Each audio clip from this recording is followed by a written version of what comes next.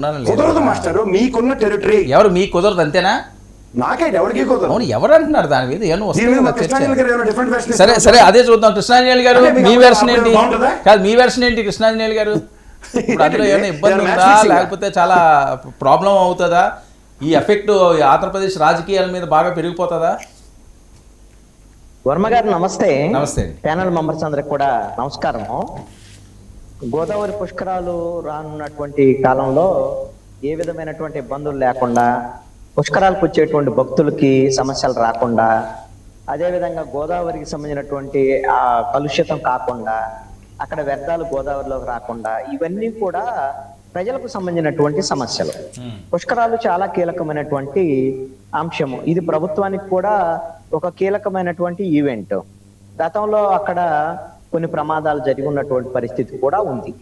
ఈ నేపథ్యంలో deputy CM Pawan Kalyan అక్కడికి వెళ్ళి అన్ని అంశాలన్నింటినీ కూడా ఆయన స్వయంగా పరిశీలించి వాటికి సంబంధించినటువంటి పరిష్కారాల దిశగా ఆలోచన చేయటం అనేటువంటిది చాలా మంచి ప్రయత్నం. దాన్ని అప్రిషియేట్ చేయాలి.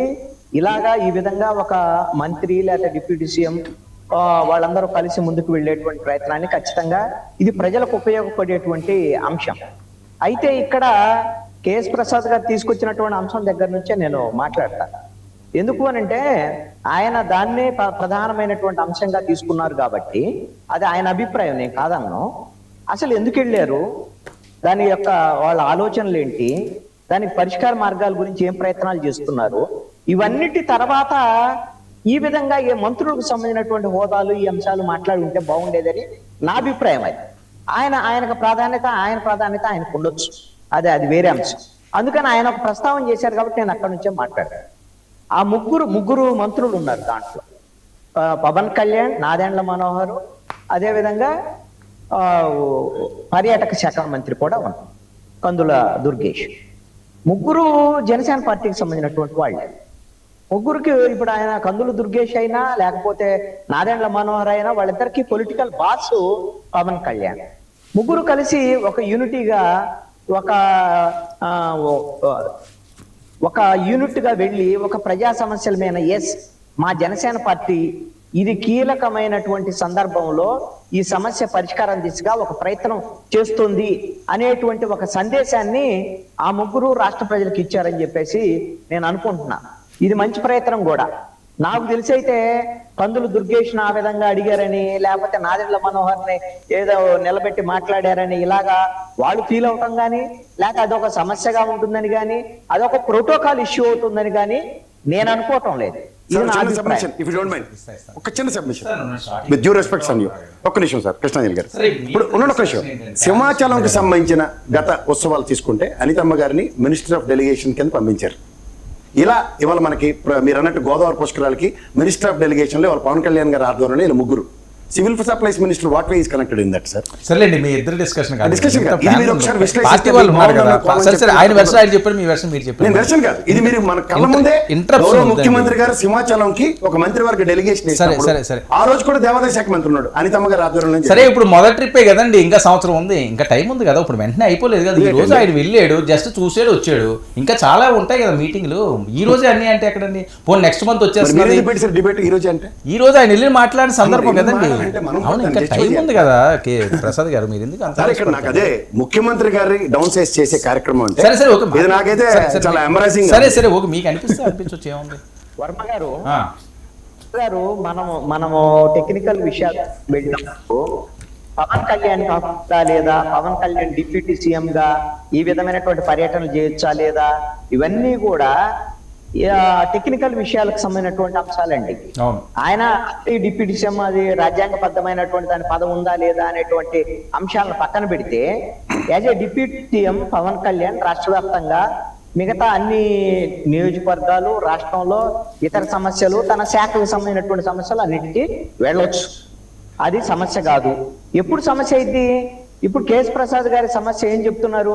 మీరు ముఖ్యమంత్రిని డౌన్ ఫాల్ చేసేటువంటి విధంగా ఎందుకు చేస్తారండి? అలా పవన్ కళ్యాణ్ ఎందుకు వ్యవహరిస్తాడు? ఇది లేనటువంటి సమస్యని ఉన్నట్టుగా మనం బయట నుంచి చూసేటువంటి కోణంలో అలా చేయటం నిజంగా సపోజ్ ఈ డిబేట్ లో ఉన్నటువంటి వంశీ గారు ఏమండి ముఖ్యమంత్రి చెబితే వెళ్ళాడా, చెప్పకుండా ఎందుకు వెళ్ళాడు, అట్లా ఎందుకు డిప్యూటీ సీఎం ఎలా వెళ్తాడు, ఆయనకున్న హోదా అయిందని ఆయన అడిగితే, అరే నిజంగా వీళ్ళిద్దరి మధ్య గొడవ ఉంది, తెలుగుదేశం జనసేన మధ్య ఏమన్నా మధ్యలో దూరితే ఒక అర్థం ఉంటది.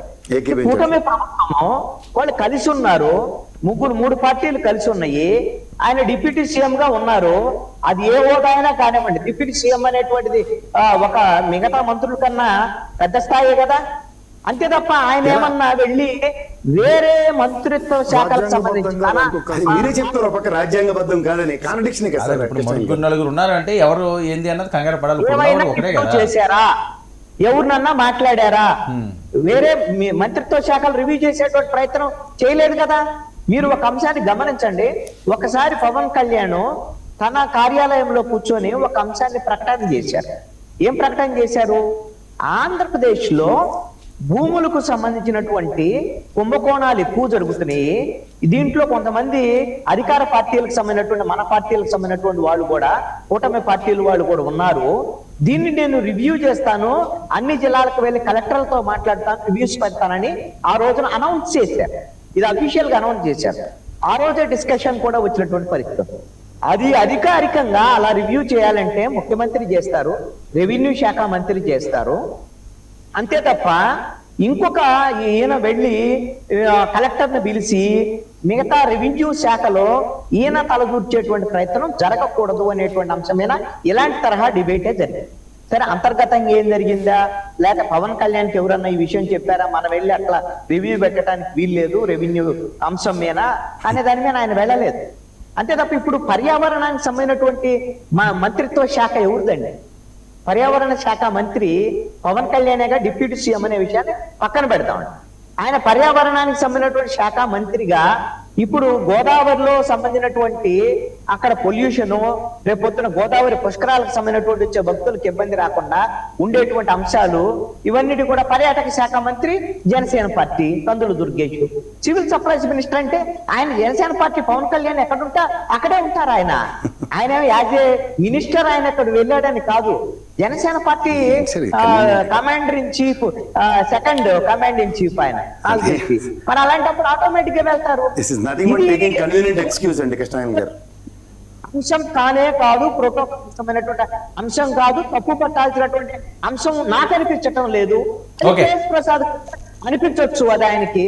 అంతే తప్ప ఇది ఒక బాధ్యతాయుతమైనటువంటి ప్రయత్నం పవన్ కళ్యాణ్ వైపు నుంచి జరిగింది. ఒక ఏదైతే పర్యావరణ శాఖ మంత్రిగా ఆయన డిప్యూటీ సీఎం అవ్వాల్సినటువంటి పని కూడా లేదు. పర్యావరణ శాఖ మంత్రిగా నదులు, అదే విధంగా ఇతర పొల్యూషన్ సంబంధించినటువంటి అన్ని అంశాలు ఆయన నేరుగా పరిశీలించేటువంటి హక్కు, అధికారం ఉంటది. దానికి ముఖ్యమంత్రి ఏమో ఆదేశాలు జారీ చేయాల్సినటువంటి అవసరం లేదు. ముఖ్యమంత్రి ఏమో ఈయనకి మీరు వెళ్ళి చూడండి అని చెప్తేనే వెళ్ళాలి అని రూల్ లేదు. ఒక ప్రతి మంత్రి కూడా మీరు ఒక అంశాన్ని గమనించండి. ఒక గ్రూప్ ఆఫ్ మినిస్టర్స్ అంటారు, ముఖ్యమంత్రి కూడా గ్రూప్ ఆఫ్ మినిస్టర్స్ లో ఒక్కళ్ళే. అందరూ మంత్రులందరూ సహచరులే ముఖ్యమంత్రికి. గ్రూప్ ఆఫ్ మినిస్టర్స్ మీకు కావాలంటే టెక్నికల్ పాయింట్ లో కూడా చూసుకోండి. ముఖ్యమంత్రికి అతిథులు కూడా కాదు, ముఖ్యమంత్రి కూడా అందరి మంత్రులతో సమానమే. మంత్రిత్వ శాఖ అదే క్యాబినెట్ సమావేశాలు ఎన్నిటిని లీడ్ చేస్తారు, ప్రభుత్వాన్ని కూడా లీడ్ చేస్తారు ఎమ్మెల్యేలందరూ ఎన్నుకున్నటువంటి ముఖ్యమంత్రిగా. అంతే తప్ప మంత్రుల కన్నా డిప్యూటీ సీఎం గొప్ప, లేకపోతే సీఎం గొప్ప ఇలా ఏముండదో, అందరూ మంత్రులు సమానమే. ఆయన శాఖకు సంబంధించినటువంటి అంశం మీద వెళ్ళారు. ఇది ఆహ్వానించేటువంటి పరిణామం. ఇది ప్రజా సమస్య క్షేత్ర స్థాయిలోకి పరిశీలించడం, సమస్య పరిష్కారం దిశగా ప్రయత్నం చేయటం అనేటువంటిది మంచిది. ఇది ఆహ్వానించాల్సిన పరిణామాన్ని నా అభిప్రాయం. మీరేం భావిస్తున్నారండి? ఫస్ట్ సార్, మీకు 99 టీవీకి ప్రేక్షకులకి ప్యానెల్లో ఉన్నటువంటి పెద్దలకి శుభ సాయంత్రం సార్. ఇప్పుడు ముఖ్యమంత్రి యొక్క పరిధికి మంత్రి యొక్క పరిధికి చాలా తేడా ఉంది సార్. అసలు ముఖ్యమంత్రి అనేటువంటి వ్యక్తి మంత్రుల యొక్క పనితీరుని పర్యవేక్షించేదానికి ముఖ్యమంత్రి. అది వేరు.